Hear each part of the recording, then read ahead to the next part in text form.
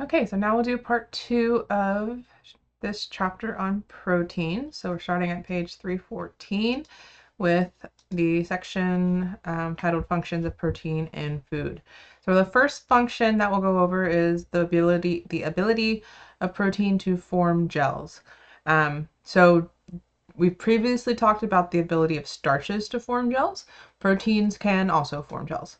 Um, and This protein gel is a mixture of mostly water with just this tangled mesh of protein molecules that are going to be cross-linked. That protein attracts and binds the water, and then the water in turn helps keep that gel structure stable. The most common protein gel is gelatin. Gelatin is not the name of the protein, contrary to what the book says. The book calls gelatin a protein. Gelatin is made from the protein collagen, which is extracted from the bones and hides of animals. That protein is extracted and it denatures with heat unfolding. So in its native state, it starts out as a triple helix structure. And that is its quaternary structure. But when it unfolds, it comes out of that helix and is water soluble. So once in this state, it is not water soluble. And we've talked about fibrous proteins before, right? They are strands. They're tough. Their focus is strength. They're not made to hold water. All right, they're made for structure. But when this protein denatures and comes out of the strand and becomes more of a tangled mess, it becomes water soluble. Okay. Um, so once water soluble, the gelatin will then firm up, entrapping water. So when the temperatures are below 35 degrees Celsius, it will get firm and trap those water molecules. And if the temperatures get above 35 degrees Celsius again, it will resolubilize and just be loosely associated with the water. So gelatin in packets, if you buy packets of gelatin, whether it's like the Knox pure gelatin packets or Jello, it's already been solubilized kind of in this state and then dehydrated. They do require the heat temperatures over 35 degrees Celsius to disperse, and then the temperatures is dropped again to solidify the gelatin. So kind of like starches, we don't want to add boiling water directly to gelatin or vice versa because it will cause it to clump up and not disperse correctly, and you end up with this rehydrated part on the outside of this ball of molecules, and then inside that didn't get rehydrated, right? And so the same, very very similar principle to the starches. Now, Jello packets, on the other hand, Jello is not just gelatin. Jello has um, sugars and flavorings mixed in, and so that is also similar to starch. So just like the starch and sugar mixture that we talked about in that chapter, where the sugar and the other ingredients have separated the starch granules so that they don't clump up. This is the same for Jello packets. The sugar in that and whatever other ingredients are in there separate the individual gelatin granules so that they don't clump up. And that's why you can add boiling water directly to Jello. Versus if you get like the Knox gelatin packets, you have to mix it up in cold water first and then introduce it to hot water. So some examples of gelatin. There's the obvious Jello, and I mostly put these up here for fun. But you can basically add gelatin to a lot of different. I'm not going to say any because there are certain things that will prevent gelatin formation. But you can add gelatin to moist mixtures of lots of different foods and create a solid gel. So this is like SpaghettiOs and uh, made in like a bundt cake thing, and then with frankfurters in there. Um, this here is an aspic. So aspics are just like lots of, you can use any number of ingredients. I've seen aspics with meat. I've seen aspics with fruit only in them. Um, but the gelatin in here is not Jello.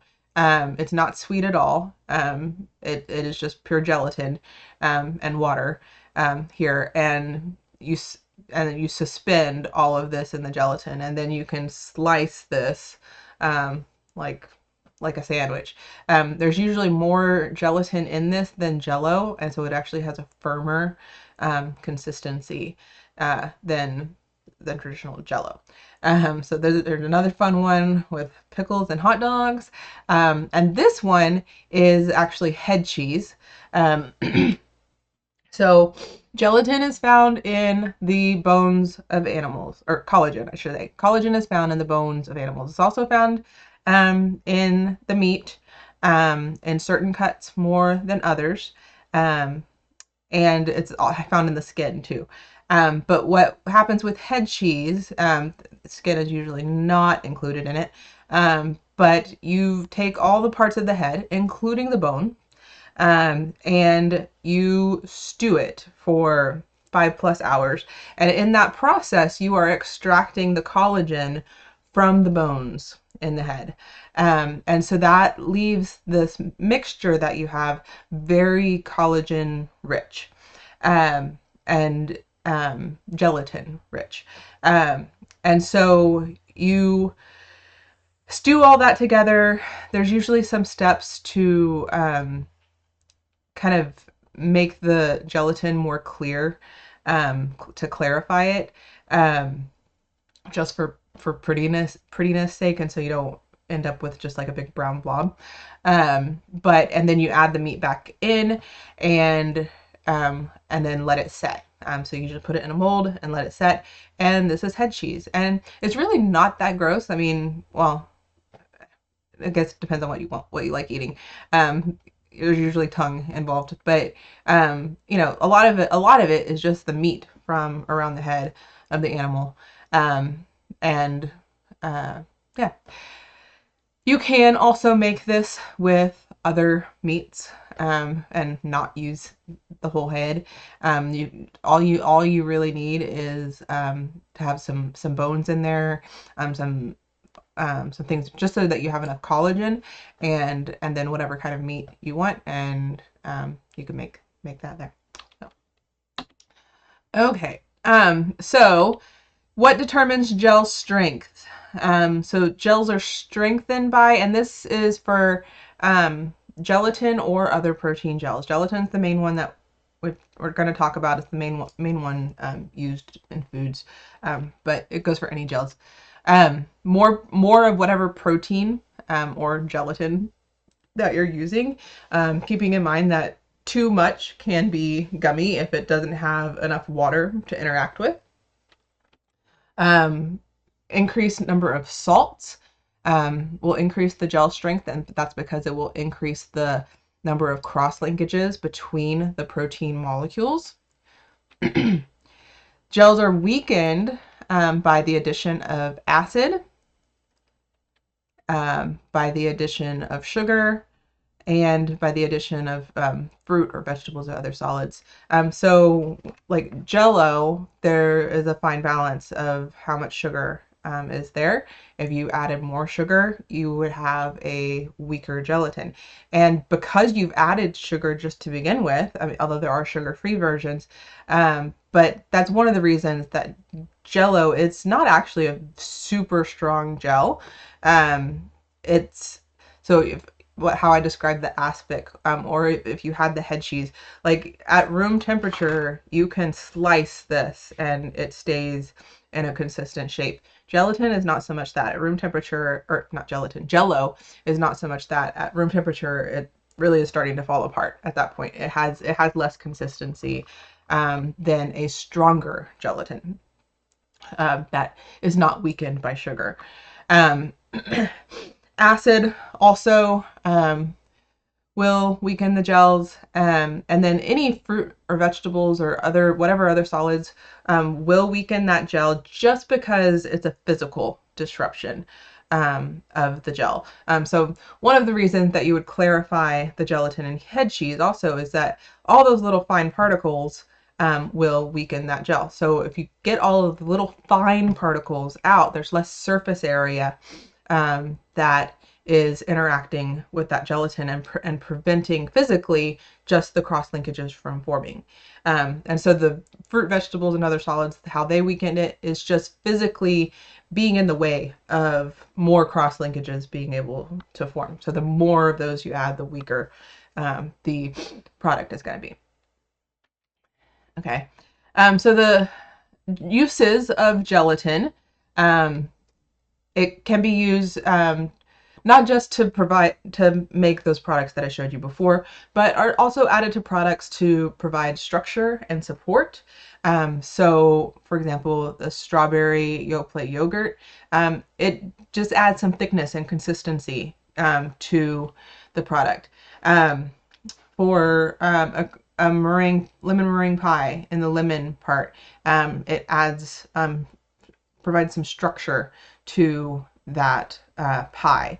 Now, lemon meringue pie, that is one that is a concern with acid addition, and so you're very careful with how much acid you add to that, so you don't and when you add it, so you don't disrupt the gel structure. Gelatin can also be used to stabilize foam in whipped products. I don't really see, I tried looking for some commercial whipped products that had gelatin in it, and I actually couldn't find any. It's possible that it used to be used more often, and it's been taken out as an ingredient to appease those who are like vegan or vegetarian, where they will eat dairy but not collagen, which is actually coming from the flesh of the animals. But it is common for home bakers to add gelatin to whipped products to add some stability.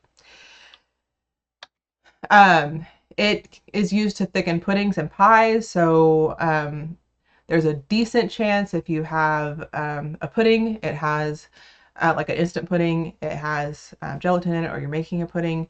You don't necessarily have to have gelatin, like custard puddings.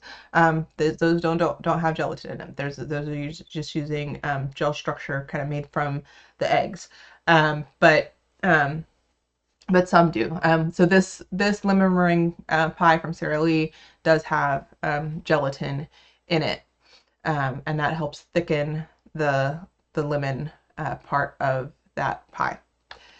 And then finally, to control crystal growth in foods. So this lemon meringue pie would be another example of this. All right, it's a frozen pie, and so it's going to just keep ice crystals from growing so much in that pie, which does happen over time in the freezer. Okay, so the second function of protein in food is to texturize the food. And we've already talked about one example of this, textured soy protein. So the soy protein is extruded. So it's ground up and mashed, and then it's extruded out through a machine into different consistencies. And then they'll add different flavorings and colorings to have it look and taste the way that they want. So this picture here is from a company that makes different textured soy proteins, and these are 5 of their different offerings, and you can see that they vary quite a bit in their consistency and color. Okay, another example of using proteins to texturize food is processed cheese. So so your American cheese singles, those are not just made out of cheese. There's cheese, and then it's mixed with milk and other products to create this other kind of cheese that's a processed cheese. And there's usually some kind of salts added to help emulsify it, and it creates a smoother texture of cheese.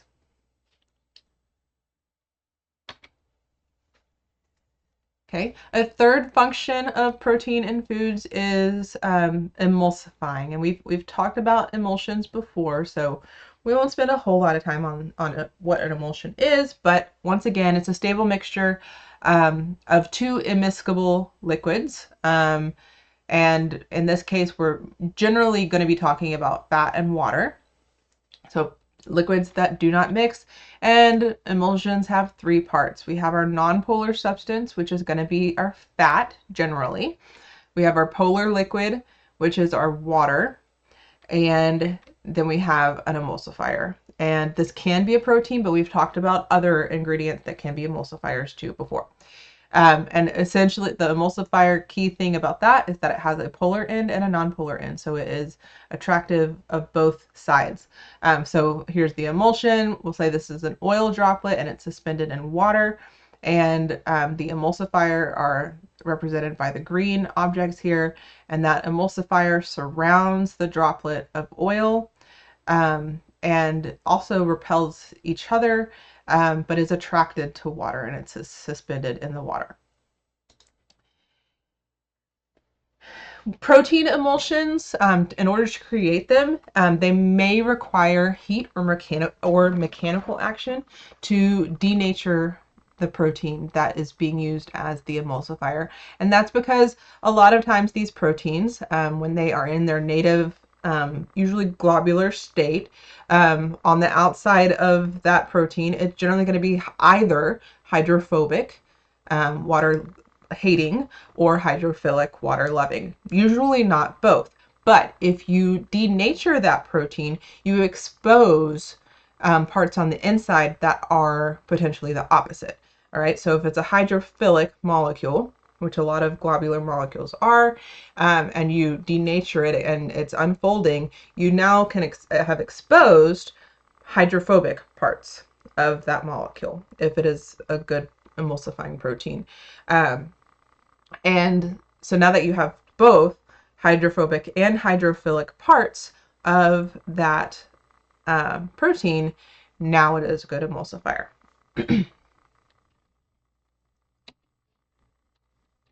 So some common foods that have emulsifying proteins in them. So these are foods that we can use to emulsify other foods are egg yolks, and lecithin is the main protein in egg yolks that is a good emulsifier. Then flaxseed also has emulsifying proteins in it. Soy also has lecithin, so you'll often actually see in ingredient statements soy lecithin or sunflower lecithin. So lecithin is a common protein that is similar across many different species, and can be extracted from many plants or eggs to act as an emulsifier. Garlic, raw garlic can be used as an emulsifier. So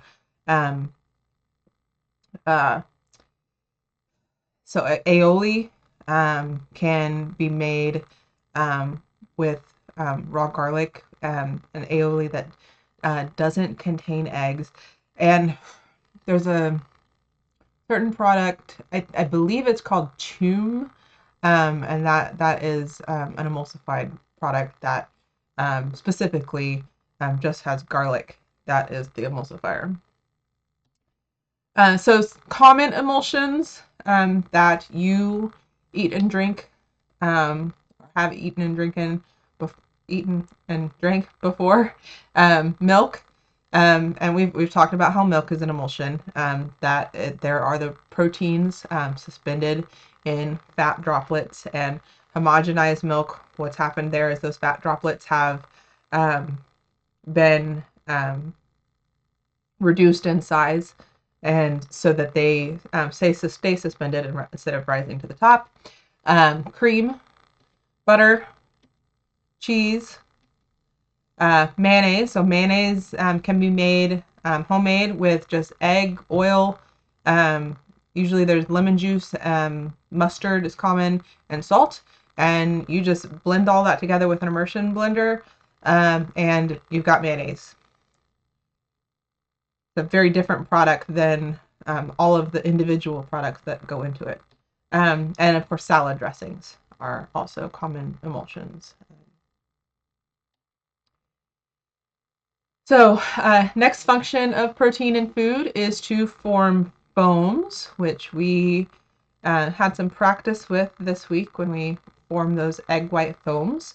So a foam is simply a gas suspended in a liquid or semi-solid. And so foams can be made in one of three different ways. First way is bubbling gas through a mixture. So if you've ever blown air into your milk and created the milk bubbles, that is bubbling gas through a mixture. Generally, it's not a very stable foam. But you think about if you do the same thing with water, blow your straw into water, you're going to create bubbles, but those bubbles do not have any structure whatsoever. They immediately collapse, right? And the protein is what gives these foams that structure so that they don't immediately collapse. Whipping and beating, which is of course what we did in lab this week. And so you are denaturing those proteins, and that's going to give it more structure, but also introducing air at the same time as you do that. And then depressurization. So this comes from the concept that so a liquid and air mixture under high pressure, those air droplets, I guess you could say, can be extremely tiny, microscopic. Okay, as this is under high pressure. But as soon as you release that pressure and that pressure drops, so when you have this can of Reddi-wip and you let the cream and air out of the can, that pressure drops. It's no longer under high pressure. And when the pressure drops, the air expands. Okay, so it was microscopic, and as soon as that pressure drops, it expands, and that's how you can get so much whipped cream out of a small can, and how that works.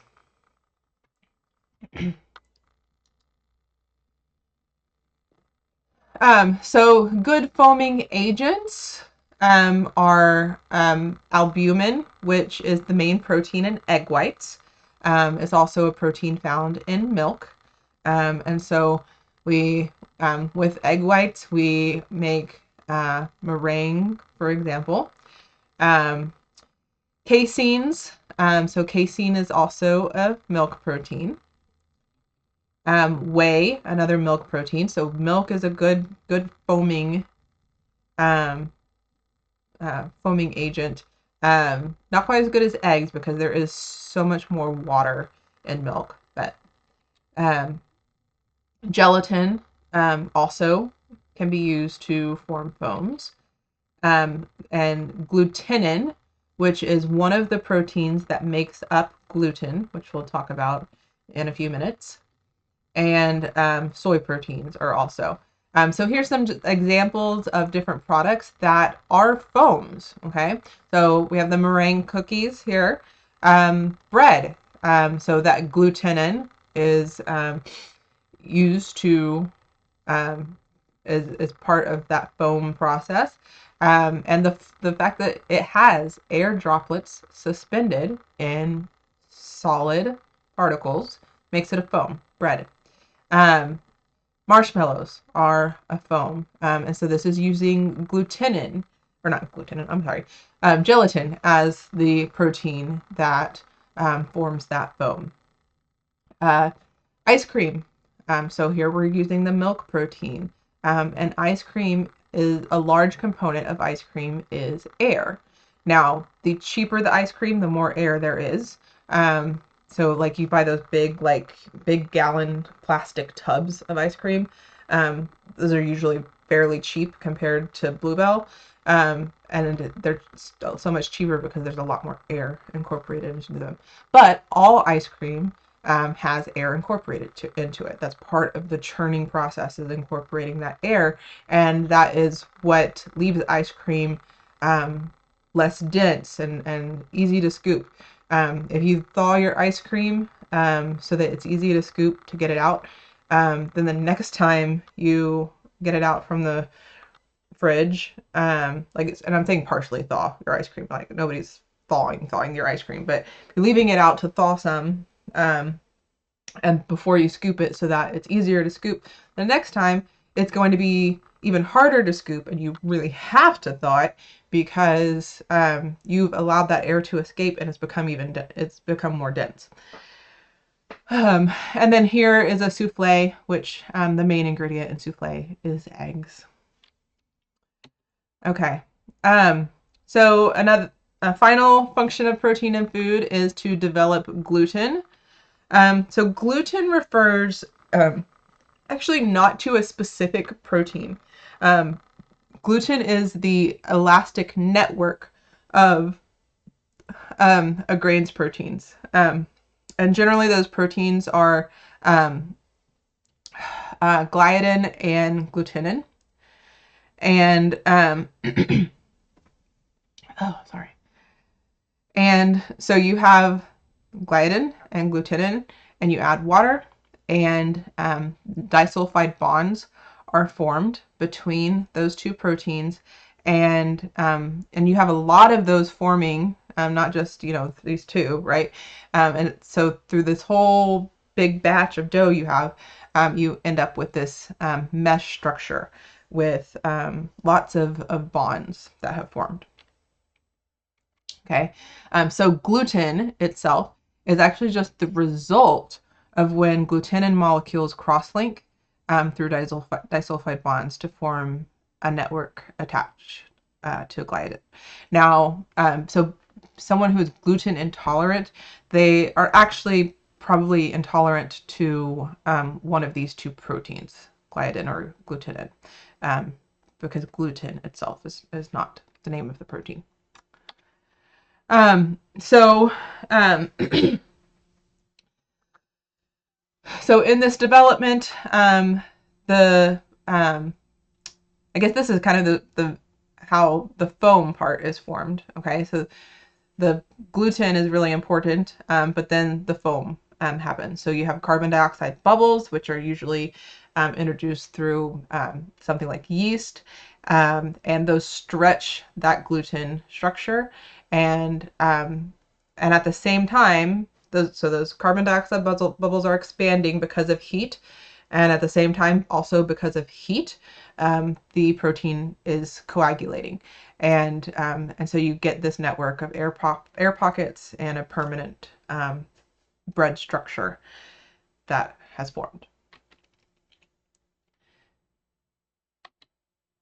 Okay, so things that interfere with gluten development, the addition of globular proteins.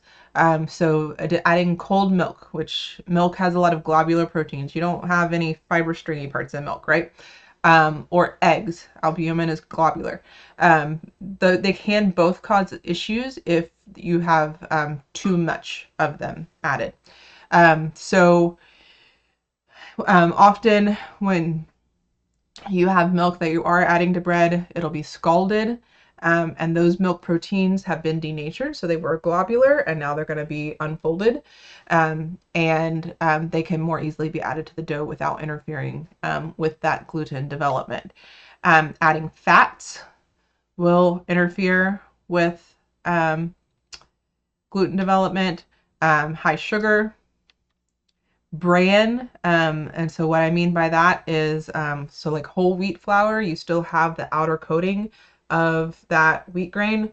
That is not conducive to gluten development, and so that will interfere with it, and won't have as dense, nice firmness of the bread.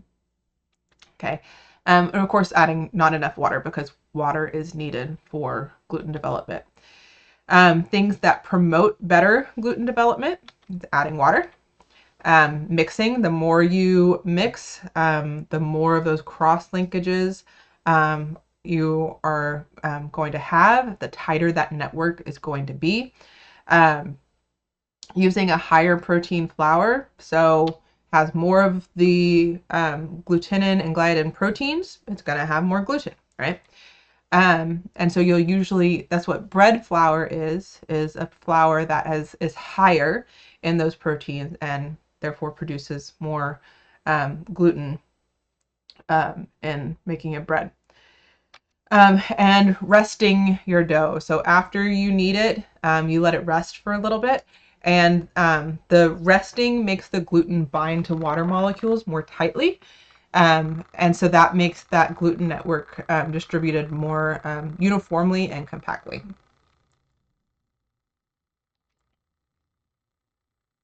Okay, so now we're going to switch gears and start talking about cooking different high protein foods and factors that you need to consider with them. So with these high protein foods, we're generally focusing on animal products because animal products are the majority of our high protein foods. The first one is eggs. And so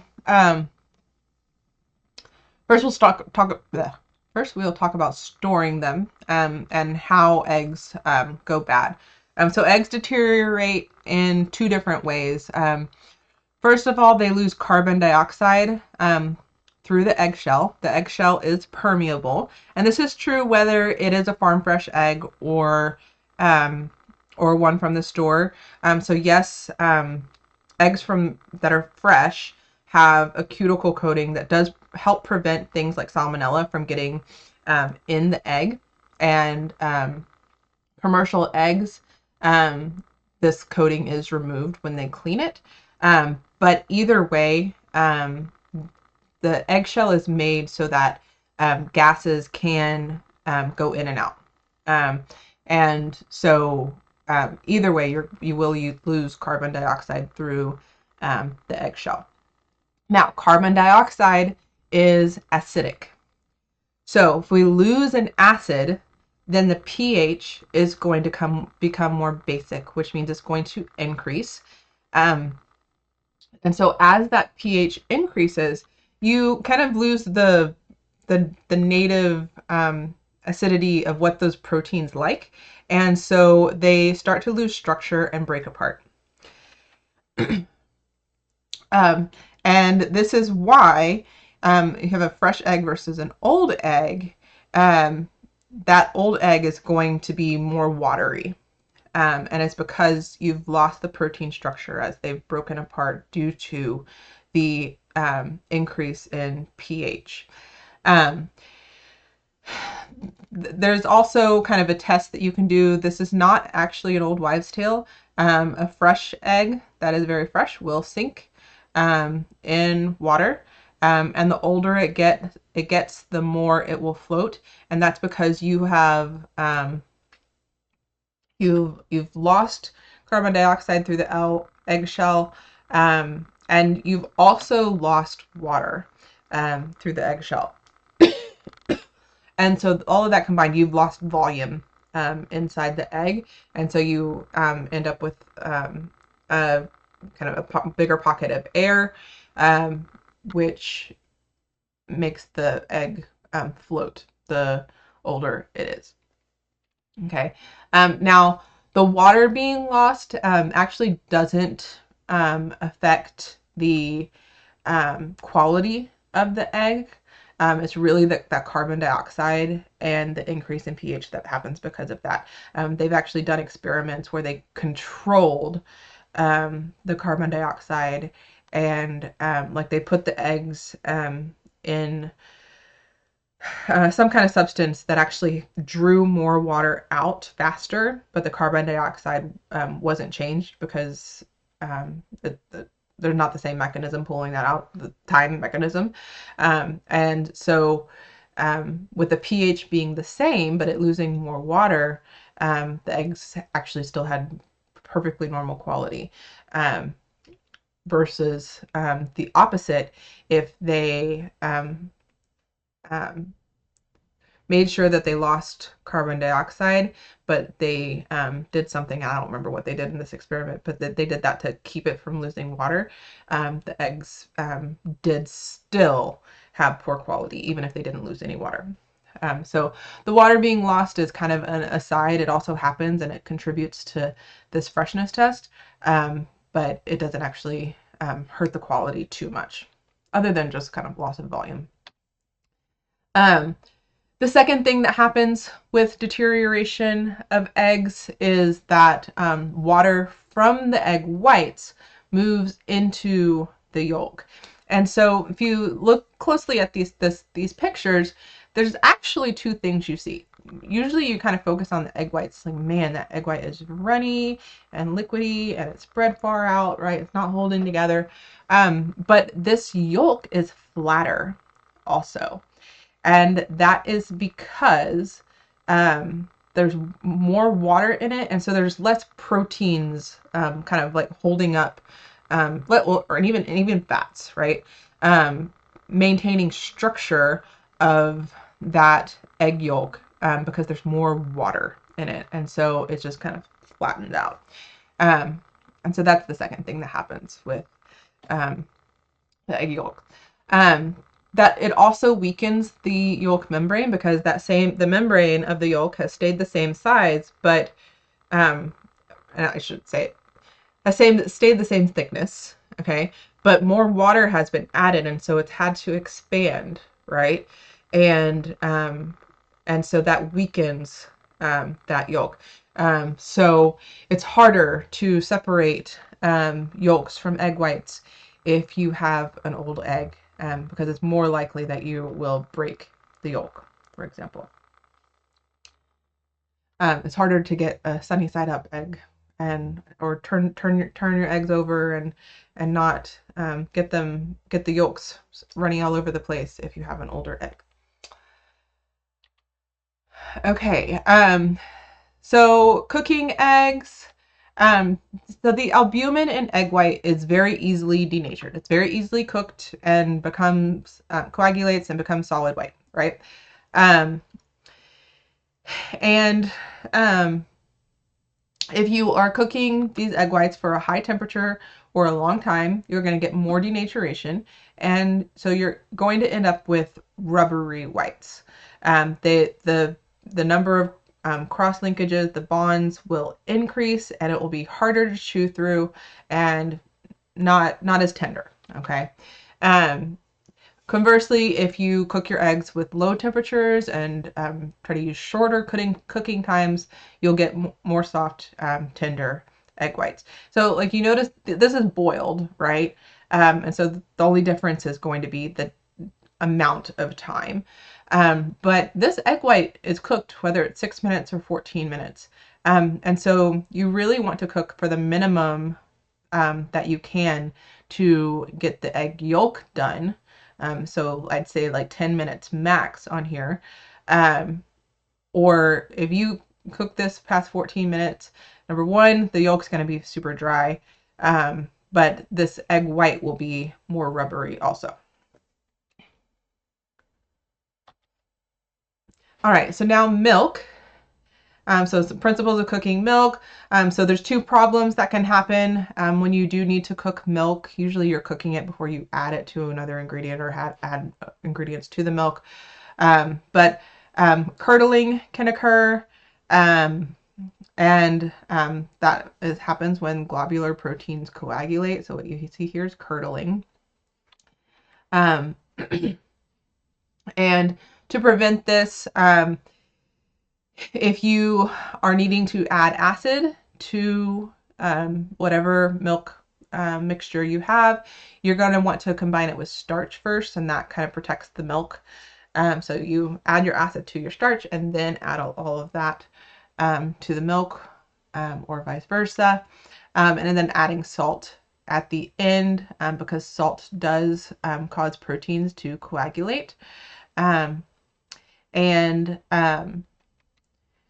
and then just being careful when you cook milk, that you don't heat it to boiling. So if you get it to boiling hot, those proteins are more likely to curdle. Or if you are heating it too quickly, and not just slowly getting it to temperature, that can cause curdling of the proteins. Okay. Scorching occurs when protein clumps are formed. So like maybe like just semi-curdling, right?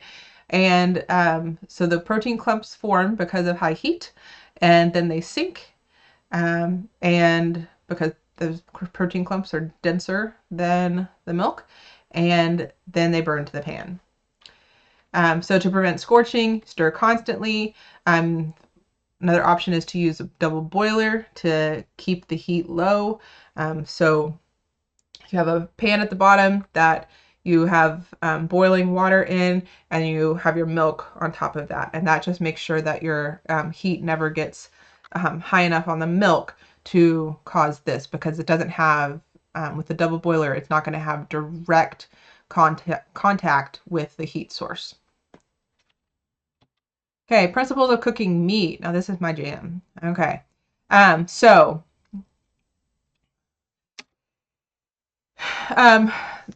principles of cooking meat change depending on what type of meat you're cooking. So if you have a tough cut, so these are typically your roasts, cuts from the round, cuts from the chuck, things that are stew meat, etc.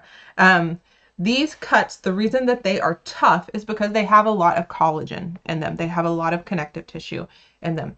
And we know from earlier in this lecture that we can break collagen down into gelatin most of the time. If it's an old animal, forget about it. But most of the time, if you like raise your own chickens and you cook them after they are done laying eggs, they're generally going to be too old to make very good meat. You want to stew the mess out of them for them to be edible. And even then, the collagen's not going to break down as well as it would in a younger chicken. But so sorry, I got sidetracked with my chickens. Chicken talk. Okay, the goal is to break the collagen down into gelatin. And so what you're going to do for these types of cuts, and you've probably seen your family do it and not even realized exactly why you're doing it, is using moist heat cookery on these types of cuts. So the idea is low and slow. And so you keep the temperature of the air around the meat fairly low. And there is moisture involved. So either you have that roast sitting in a little bit of water, or there's steam being used to keep everything moist. And the moisture keeps the temperature from getting so high that muscle fibers shrink, and it also prevents moisture loss. And so you're not going to heat these to boiling. Heat at low temperature, but just around simmering. So usually, like with a roast, it's around 180 to 200 degrees Fahrenheit. And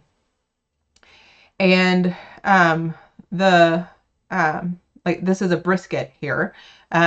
Usually it's the temperature that's a little bit higher of your smoker, about 250, 280-ish.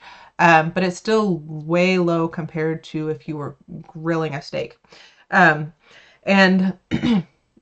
the thing that you don't see with this brisket here is that to do a good smoked brisket, you have a pan of water underneath it, and you're keeping the lid closed. And so even though you don't see the water here, this is moist heat cookery. You are keeping the environment around that brisket moist. Brisket is very notorious for, if you don't cook it properly, it is dry and tough and awful. But if you know how to cook it in this way, it can be an amazing cut of meat. Okay. Um, then, so that was how you cook tough cuts of meats. If you have tender cuts of meats, the goal then is not to break down the collagen fibers, because there's not a high amount of collagen fiber. That's why it's more tender. But the goal then is now let's develop flavor. So your tender cuts, generally, cuts sold as steaks in the store are going to be more tender. I say generally because that's not always the case. If you ever see an eye of round steak, run away. At least don't cook it this way, because it will never be tender. But these cuts generally come from the loin and ribs. So eye of round comes from the round. That was at the former category of toughness. Okay.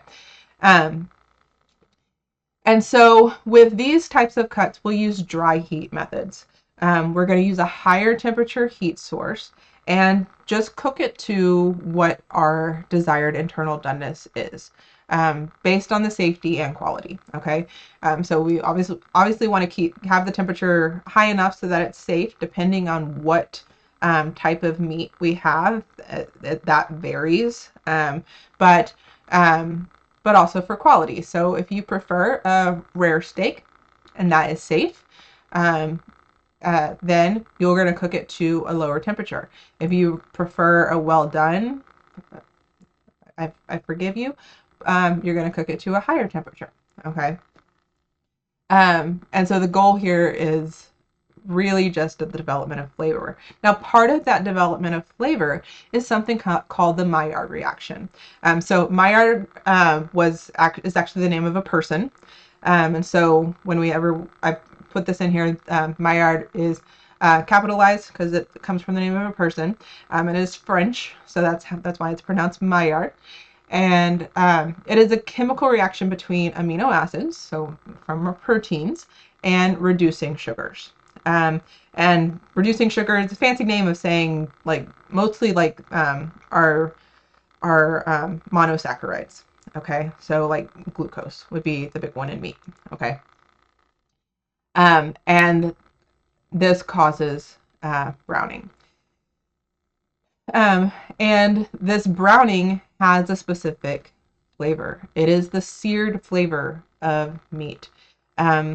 So sometimes, even when you're doing this, all right, there will be a step where you sear the meat first before you start cooking it as a roast, because this color does not come from cooking this as a roast in this bit of water the whole time. This color comes because somebody seared it first.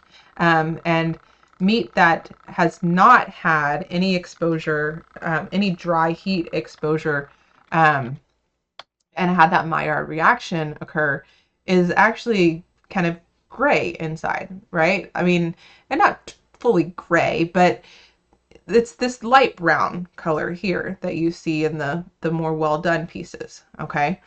And that's not as number one, it doesn't look as appetizing. And number two, it doesn't have this nice seared meat flavor to it. And so you'll often, even with the roast recipe, you'll sear it first to develop that flavor on the outside and that crust before you do your moist heat cookery. Okay. The Maillard reaction also occurs in bread.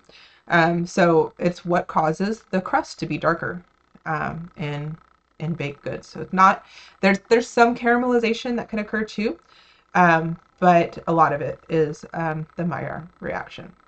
Okay.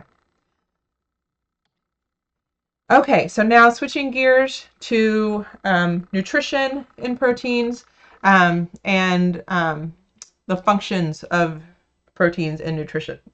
So the most important function of protein in the body is to provide the nitrogen and amino acids for growth and repair. We are made up of largely protein, so we need protein in our diets. Our proteins in our cells wear out. they're injured, they're damaged due to stress or illness. And so we need a daily supply of protein to replace the worn out cells and the proteins in those cells. The second nutrition function of proteins is fighting disease.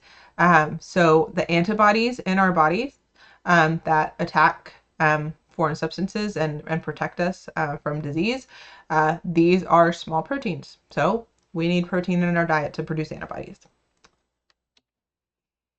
We need proteins to maintain fluid and mineral balance. Proteins help maintain that balance and control the amount of water and minerals that are in our cells, right? So too little water and our cells are dehydrated, too much and our cells have too much water and could possibly burst. Neither of those things is good. So proteins help provide that homeostasis, that balance. Proteins help us maintain pH balance, and that's because they act as buffers to keep pH at homeostasis levels, the levels that our bodies is happy at.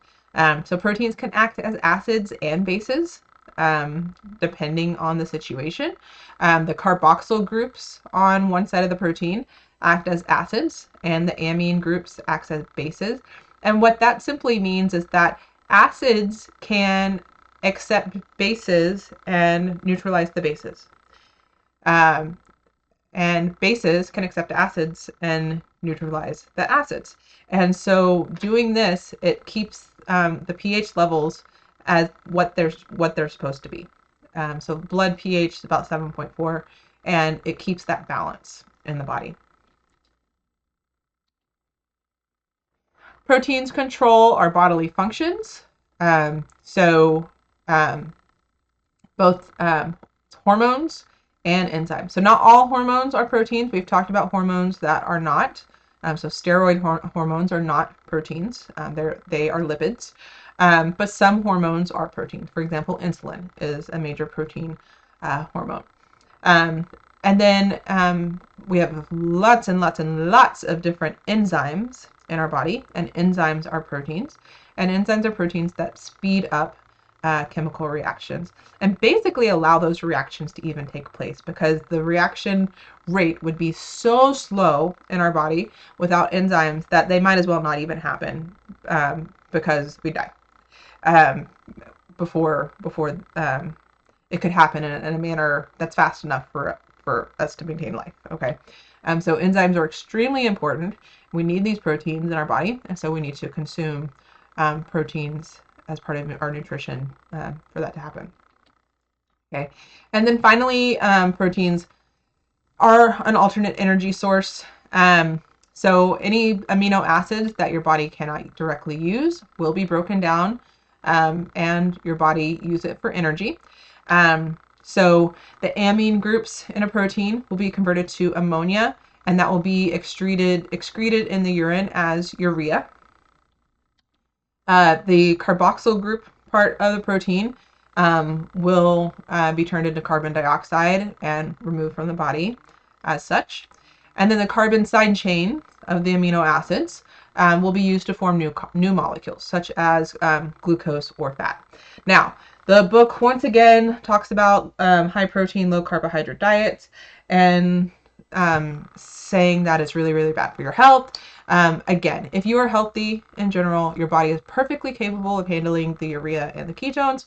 But if you have a kidney disease, yes, it can become an issue. So that's all I will say on that part of the book. Okay, so last bit here, food allergies. So a food allergy is when the body produces antibodies that are against specific food proteins. It's treating a specific food protein as an attacker, and so it produces antibodies attacking it, and that causes a reaction in our body. Allergy reactions to food, I mean, it can range from something that's almost barely noticeable, like sinus drainage, to just like a little bit of tingling on your tongue when you eat something. Like my sister has a kiwi allergy, and her mouth tingles if she eats kiwi. To, of course, anaphylaxis, the big one where you lose the ability to breathe. The most common allergens, the food industry refers to them as the big 9. There used to be 8, and I think the book only mentions 8 because back when this book was written, the 9th one had not been added as one of the big official ones in the US that must be labeled on foods. So the most common ones that must be labeled on food products, or you get a recall, are peanuts, tree nuts, dairy, soy, wheat, eggs, fish, shellfish, and sesame. Okay, and then a food sensitivity is not quite the same as a food allergy. So technically, an allergy is a response to a protein. Okay, a food sensitivity often is not about a protein. Okay, so the body reacting to sodium nitrate or nitrite. This one's not as common. Sulfite sensitivities actually are somewhat common, and sulfites are added to a lot of different foods. And wine, red wine is a big one. And so a lot of people can't drink red wine, or if they do, they have to make sure it's like a sulfite-free version. Because they have a sulfite sensitivity. Sulfite sensitivity is one of the common results of that is it actually can trigger asthma, an asthma attack in people. So that's probably one of the biggest sensitivities, other than gluten. Well, the biggest like chemical sensitivities. So gluten sensitivity is obviously a big one. And again, when I say gluten, they're really sensitive to one of the 2 gluten proteins, glutenin or gliadin.